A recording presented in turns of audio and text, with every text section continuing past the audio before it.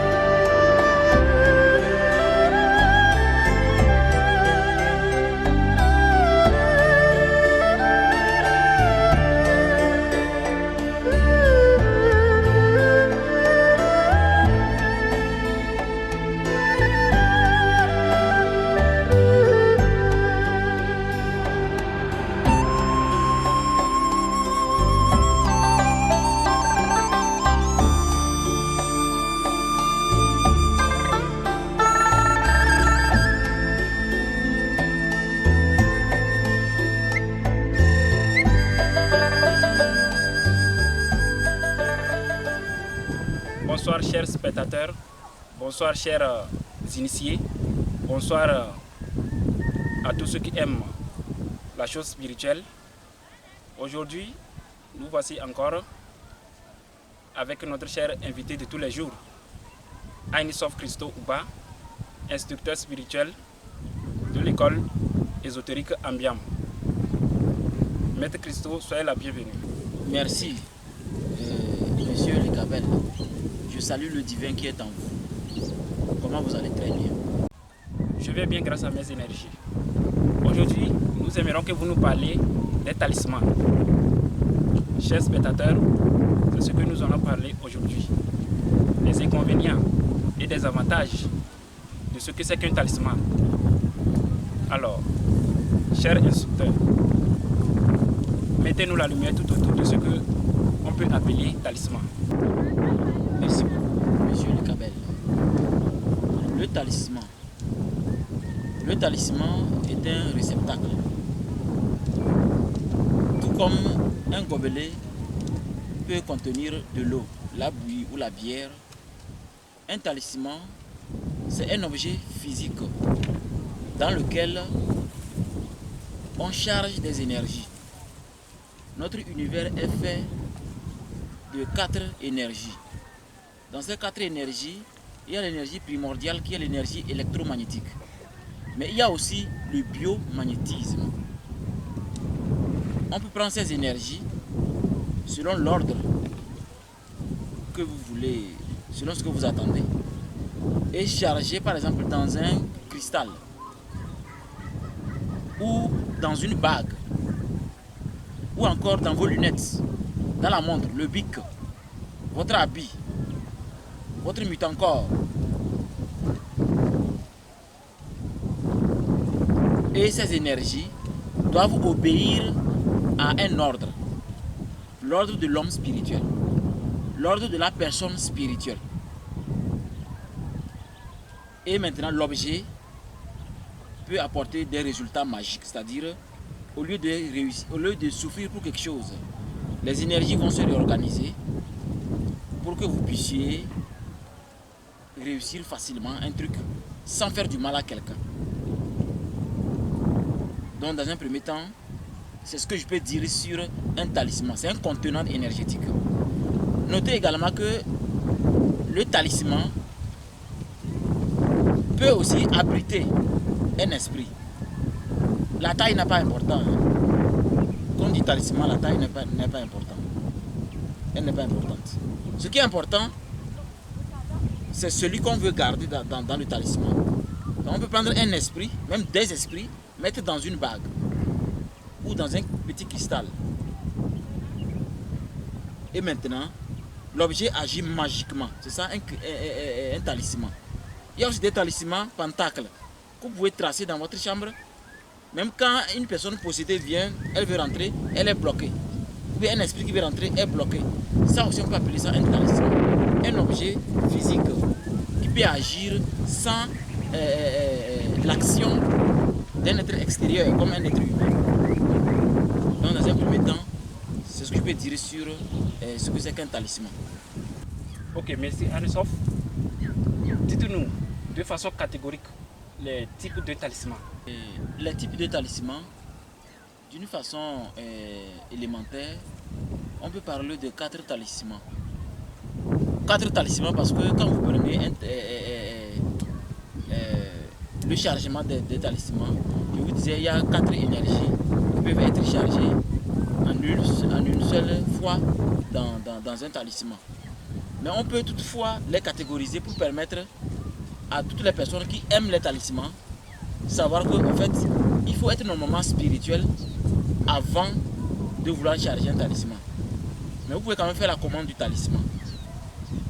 Premièrement, il y a le talisman des éléments. Les 4 éléments. Il y a le talisman des énergies. Il y a le talisman du sang. Quand il dit le sang, c'est le bœuf. On peut égorger un bœuf pour une seule bague. Et quatrièmement, il y a le talisman des esprits. Mais vous allez voir que le talisman des esprits, la plupart du temps, c'est le talisman qui est le plus prisé, c'est-à-dire le plus commandé. Beaucoup commandent ce talisman.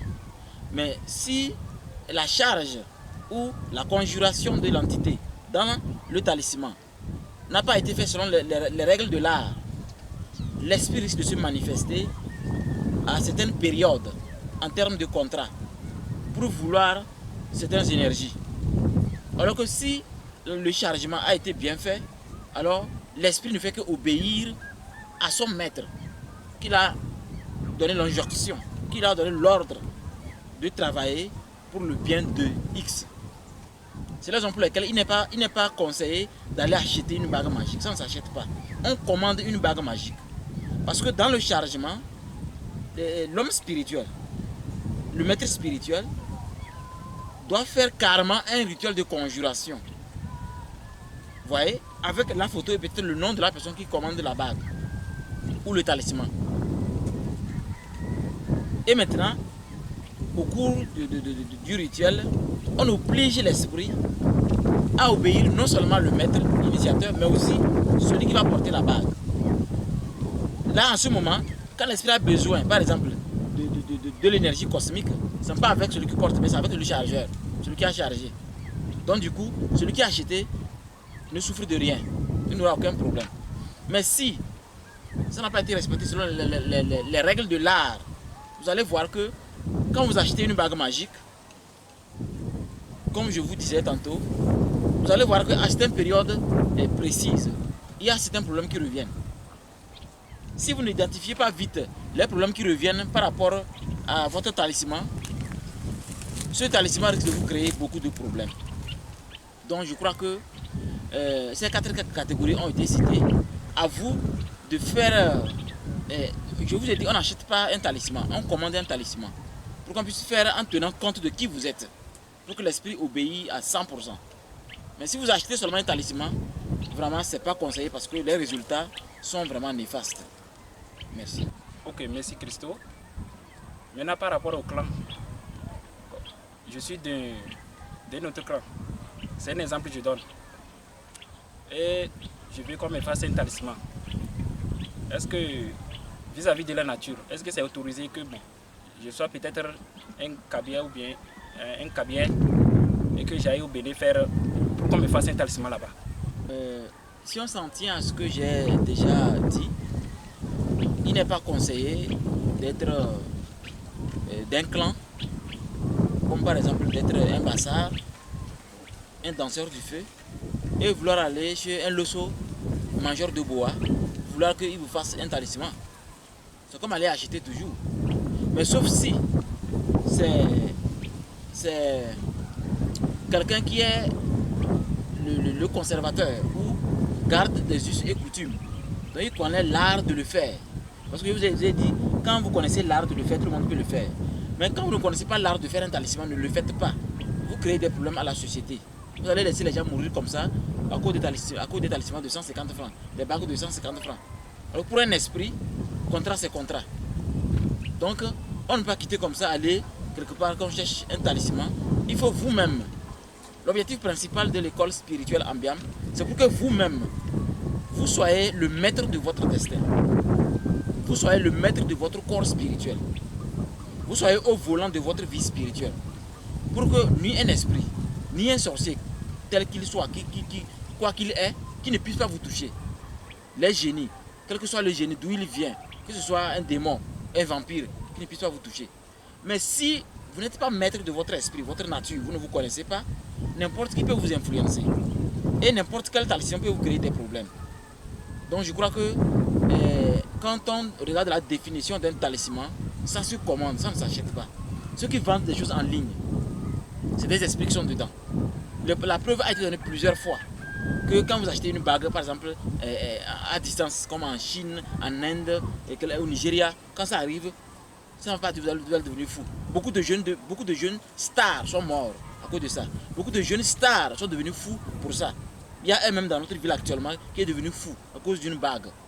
Donc je crois qu'il y a ces vérités que nous devrions vous livrer pour que vous compreniez qu'on ne vous demande pas de venir faire des commandes, mais de vous initier pour vous découvrir que chaque personne est un contenant d'énergie. Mes énergies ne sont pas les énergies de l'Ekabel, ni les énergies du caméraman. Donc je crois que l'Africain doit cesser certaines bêtises et rentrer en plein pied dans la sorcellerie africaine pour relever la science spirituelle africaine, pour que nous puissions vraiment guider notre génération vers ce qu'on appelle la valeur des clans, la valeur des ancêtres, la valeur des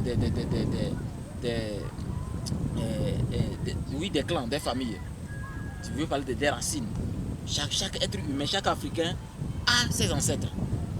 Donc c'est en vous développant spirituellement vous-même que vous allez voir que vos ancêtres vont commencer à vouloir vous parler, vous révéler certaines choses pour vous permettre vraiment de bénéficier de la vie qui est l'or, qui est la richesse pure à l'état pur.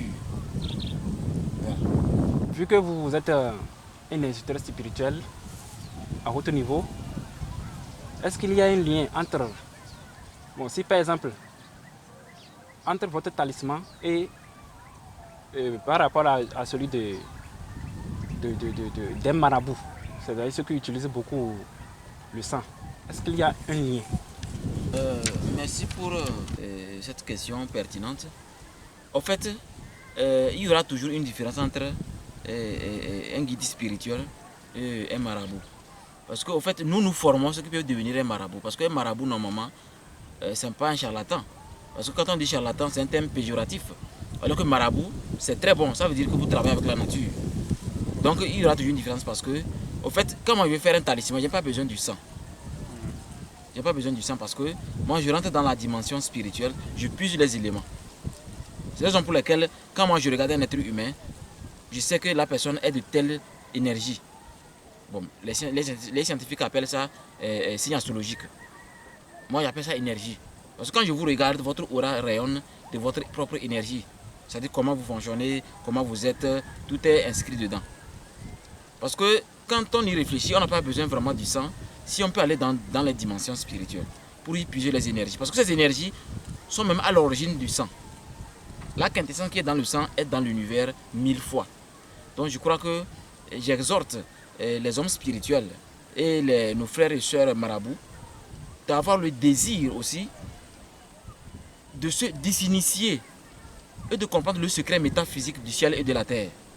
Et de ne plus se limiter seulement aux phytothérapies ou bien le fait qu'il faut juste égorger les poulets pour avoir des résultats. Mais il y a des énergies qu'on peut utiliser sans égorger un animal. Il y a des énergies qu'on peut utiliser sans égorger un animal. Ça, je peux vous l'assurer. La preuve, nous pouvons même fabriquer des boucles d'oreilles ou des bagues pour vous permettre de tomber enceinte. sans qu'il y ait un problème. La preuve, il y a des couples comme ça qui sont heureux avec nos bagues que nous fabriquons. Depuis des années, ils sont là, il n'y a aucun problème. Mais si le rituel a été fait avec le sang, vous connaissez la loi du sang. Dès que le sang touche le sol, un esprit est présent. Alors imaginez si vous ne voyez pas un esprit, vous ne maîtrisez pas les esprits. Vous risquez vraiment de créer ce que j'appelle un village d'esprit dans votre maison. Et ce n'est pas bien. Voilà. Merci pour cette lumière. Chers spectateurs, je vous rappelle que c'est le fondateur de l'école spirituelle Ambiam. Alors tout ce qu'il vient de donner comme explication, si ce n'est pas clair pour vous, vous pouvez le contacter. Alors Maître Christo, vous allez nous parler, bon, quel est le risque derrière à quelqu'un qui ne s'est pas initié, qui concocte des informations sur le net pour fabriquer des talismans aux gens. Par rapport à cette question, ça me rappelle un événement triste mais qui fait un peu rire. Un jeune qui s'est fait nommer, bon, j'étais le nom qui est dans le groupe, qui donnait beaucoup de recettes. Tellement de recettes que tout le monde l'appelait maître. Pourtant, il ne sait même pas comment maîtriser les élémentaires, c'est-à-dire les gnomes, les esprits courts là. Il ne sait pas comment les maîtrise. Et donc il a proposé un rituel à une dame. Au cours du rituel, le gnome a apparu. Et le monsieur a fui laisser la dame. Vous savez ce qui s'est passé? L'esprit a possédé la dame. Et la dame est devenue folle. Alors, comme la dame avait déjà informé que je vais chez telle personne pour faire tel rituel. Bon, après on appelle ça, sans son nom ne décroche pas. On va chez le jeune. Le jeune dit, ah, au fait, on était ensemble au marché. On a fini d'acheter les choses, il dit non, que ce n'est plus nécessaire de faire le rituel. Elle va rentrer. Et lui, il a pris son chemin. La nuit est tombée, la dame n'arrive pas. Le lendemain, maintenant, on voit la dame dans la rue, à moitié nue. Et on prend le jeune, on le questionne sérieusement. Et voilà, la vérité sort. Et j'ai dû aller à Lomé pour ça. Pour exorciser la dame. Parce que quand un esprit possède, on peut exorciser. C'est quand c'est karmique que vous devenez fou pour l'éternité. J'ai exorcisé la dame. Et aujourd'hui, la dame est devenue maquilleuse. Elle a fait beaucoup de choses pour l'école spirituelle Ambiam. Ce que le jeune là a fait, on appelle ça le spiritisme. Le spiritisme, c'est de prendre les informations dans la bibliothèque, sur le net, pour en faire quelque chose. En fait, la bibliothèque et l'internet sont vraiment des choses très importantes. Hein. Mais vous ne pouvez pas les utiliser comme initiation. C'est-à-dire vouloir utiliser pour avoir un résultat. N'oubliez pas, résultat résulte d'un état. Si vous n'avez aucun état divin, aucun état spirituel, et vous voulez prendre des formules magiques pour fabriquer des savons, des bains, des trucs, vous allez vous créer des problèmes. Vous allez vous créer des problèmes énormes. La preuve, aujourd'hui, nous voyons les dégâts. Il est plutôt conseillé de télécharger beaucoup de choses spirituelles, de lire beaucoup de choses spirituelles. Mais pour avancer facilement sur le chemin, sur la voie de la lumière, comme notre devise, le stipule, à l'école Ambiam, nous disons tout simplement, comme devise, suivre le chemin de la transformation divine. Et l'univers m'ouvrira des portes là où il n'y avait que des murs. Mais si vous refusez de suivre une initiation et vous préférez vous auto-initier, c'est bon. Mais faire des rituels dans ça, c'est dangereux. C'est très dangereux parce que chaque étape initiatique est un degré de dépassement d'un esprit. Et l'esprit doit se venger. Mais quand vous êtes dans une école de lumière, une école qui martèle des formules, au jour le jour, chaque nuit, à des heures kabbalistiques, à des heures mystiques, vous êtes peinard en tant que maqueru, en tant qu'initié dans votre école spirituelle. Mais si vous voulez concocter et faire des pratiques physiques, je ne vous conseille pas. Je vous conseille d'avoir le document, mais je ne vous conseille pas de pratiquer parce qu'on veut maîtriser un esprit, on veut être riche, ça c'est dangereux. Comme dit-on souvent, une personne âgée assise voit plus loin qu'un jeune debout. C'est pas pour rien, ce proverbe existe et est un proverbe africain. Merci. Ok, merci beaucoup. Par rapport à ce que vous avez dit, donc si on peut conclure, concocter des informations sur le net pour en faire des talismans, c'est dangereux. C'est dangereux. Parce que j'en ai vu d'autres le font et le vendent. Ils ne sont pas maîtres, mais bon, ils concoctent des informations et ils fabriquent ces trucs-là et vendent aux gens. Donc, si on peut résumer ce que vous venez de dire par rapport à ça, donc c'est dangereux. Ok, vous allez nous dire maintenant, est-ce que quelqu'un qui fait et on le fabrique un talisman, qu'il amène ça dans une maison, est-ce que ce talisman-là peut créer des dégâts dans la maison? Est-ce que ça peut créer, si c'est un talisman qui aime le sang et la personne ne respecte pas ce qu'il faut faire, est-ce que ça peut créer des dégâts autour de la personne dans la maison? C'est-à-dire sa famille, quoi. Oui, et je crois que quand on parle de maison, on parle d'un lieu où les énergies circulent de différentes sortes. Papa, maman, les enfants, beaucoup d'énergie circule à la maison. Donc même un talisman fait à base d'énergie cosmique, sans le sang, a besoin d'être en équilibre avec la maison. Donc on ne peut pas aussi acheter un talisman et le mettre à la maison. On peut plutôt commander un talisman pour votre maison. Donc le fabricateur doit venir dans votre maison, observer la maison, mesurer avec son pendule ou sa baguette magique votre maison et savoir quel talisman il faut faire pour que chacun puisse dormir bien, pour que l'argent ne soit pas comme de l'air. Mais si c'est le sang, c'est encore pire, parce que si c'est le sang, les esprits sont déjà là et donc du coup, beaucoup d'enfants seront d'abord possédés et il y aura des maladies bizarres. Les enfants qui ne dorment pas la nuit, au lieu que bébé dort, bébé ne fait que crier chaque jour. Parce que quelqu'un a quelque chose de bizarre dans la maison, parce que les enfants sont très sensibles.